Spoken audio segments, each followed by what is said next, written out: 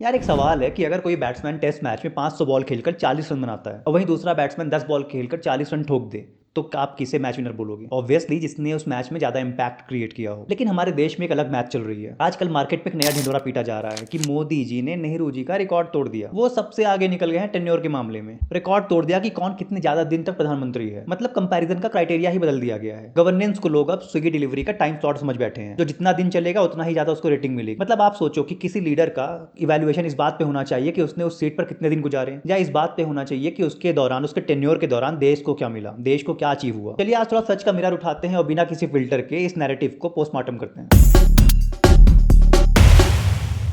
अगर हिस्ट्री की बात करें तो भारत पर राज करने का सबसे लंबा टेन्योर किसके पास रहा है? औरंगजेब के नाम। लेकिन औरंगजेब के उस लंबे टेन्योर को आज लोग किस तरह से याद रखते हैं, मुझे बताने की जरूरत नहीं है। औरंगजेब की रिजिड पॉलिसीज ने उसके एम्पायर को बिल्कुल पतन पे ला खड़ा किया। और वहीं दूसरी तरफ से 5 साल राज किया शेरशाह सूरी ने। सिर्फ 5 साल, लेकिन उस छोटे से टाइम में उसने देश को दे दिया ग्रैंड ट्रंक रोड, जिसपे पर्सनली मेरा खुद का घर है। मतलब उसे आज भी हम यूज करते हैं। और एक ऐसा करेंसी का सिस्टम दिया जो बाद में चलकर रुपए का बेस बना। मतलब साफ है बॉस की सत्ता में रहना और देश चलाना दो अलग चीजें हैं, दो अलग बात है। चेयर पर फेविकोल लगाकर बैठ जाने से कोई अमर नहीं हो जाता। काम ऐसा होना चाहिए कि लोग 5 साल क्या 50 साल बाद भी याद रखें। और हाल फिलहाल में जो वीडियोस वायरल हो रही है, काम तो आप देख ही रहे हो। इन सब के बावजूद लेकिन नहीं, हमें तो नंबर का पीआर गेम खेलना है। हमारे देश में हर चीज को स्कोर कार्ड बना दिया गया है। हर चीज नंबर से चल रही है। देखो कोई 16 साल राज कर लिया, देखो कोई 5 साल राज कर लिया, मतलब इसी पे पूरी देश चल रही है। अरे भाई ये नेटफ्लिक्स का सीरीज फ्रॉम नहीं है जिसमें बार बार सीजन बदलता है पर कहानी वही घिसी पिटी रहती है। चलो ठीक है, औरंगजेब, शेरशाह सूरी ये बहुत पुराने हैं। चलो रिसेंट एग्जाम्पल लेते हैं, लाल बहादुर शास्त्री। उनका प्राइम मिनिस्टर का टेन्योर कितना छोटा था, लेकिन उन्होंने जो इम्पैक्ट क्रिएट किया वो इनफाइनाइट है। आज भी हम उनके किए गए काम के दौरान उनको याद रखते हैं। 1962 में चाइना से मिली हार के बाद 1965 में जनरल अयूब खान ने यह सोचा कि लाल बहादुर शास्त्री 5 फीट 2 इंच का आदमी क्या ही भारत को संभालेगा, तो 1965 में उसने अटैक कर दिया। लेकिन उस आदमी को नहीं पता था कि लाल बहादुर शास्त्री का कद छोटा है, जिगर नहीं। शास्त्री जी ने ऑर्डर दिया कि अगर उन्होंने कश्मीर पे हमला किया है तो हम लाहौर पे मोर्चा खोलेंगे और शाम की चाय लाहौर में पियेंगे। और ये बातें तो आपको याद होंगी जब किसी ने शास्त्री जी से पूछा कि अयूब खान 6 फीट 4 इंच का आदमी, उसके सामने आप 5 फीट 2 इंच,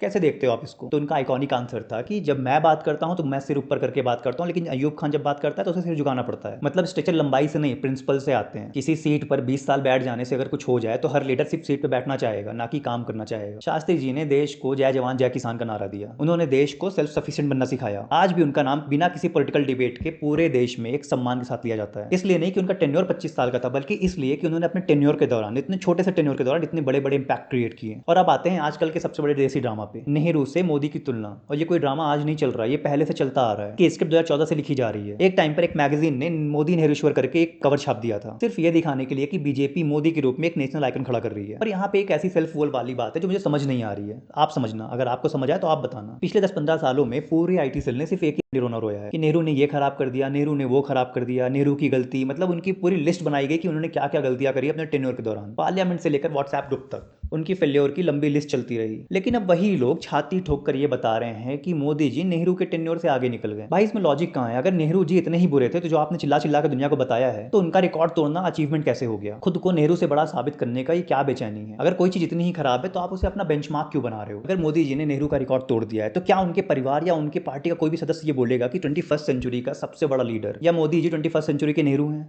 नहीं बोलेंगे ना। तो फिर ये फेक कंपैरिजन करना बंद करो। और अगर कंपैरिजन करना ही है तो उसके कामों पे करो कि किसने किस समय कैसे कंडीशन पे किस तरीके से देश को संभाला। एक तरफ स्ट्रक्चरल इंस्टीट्यूशन खड़े करने का दौर था, दूसरी तरफ एक महामारी आती है, उसे कैसे संभाला गया। थाली बजाओ, ताली बजाओ, फ्लैश लाइट्स ऑन करो, लाइट्स बंद कर दो। बोला गया कि जैसे महाभारत का युद्ध 18 दिन में खत्म हो गया, वैसे ही कोरोना में भी 18 दिन में हम विजय प्राप्त कर लेंगे। नो डिसरिस्पेक्ट टू गोबर और गौमूत्र, पर कुछ लोगों ने गोबर और गौमूत्र को अल्टीमेट इलाज घोषित कर दिया था। क्या इस तरीके से एक कंट्री का, एक मॉडर्न कंट्री, एक साइंटिफिक कंट्री का इवोल्यूशन होता है? दोस्तों इतिहास किसी भी प्राइम मिनिस्टर या किसी भी लीडर को इस बात से याद नहीं रखता कि उसने कितने लंबे समय तक राज किया, बल्कि इस बात से याद रखता है कि उन्होंने एक आम आदमी की जिंदगी कैसे बेहतर बनाई, आगे आने वाली पीढ़ियों के लिए क्या छोड़ा, अपने टेन्योर के दौरान उसने देश को कितना मजबूत किया। नंबर्स का गेम पीआर एजेंसीज के लिए अच्छा लग सकता है, पर इतिहास लिखने के लिए ये नंबर्स बिल्कुल बेईमानी है। क्योंकि लास्ट में एक अच्छा लीडर वही होता है जिसका काम बोलता है, ना कि टेन्योर। वैसे आपको क्या लगता है, क्या सच में टेन्योर मैटर करता है?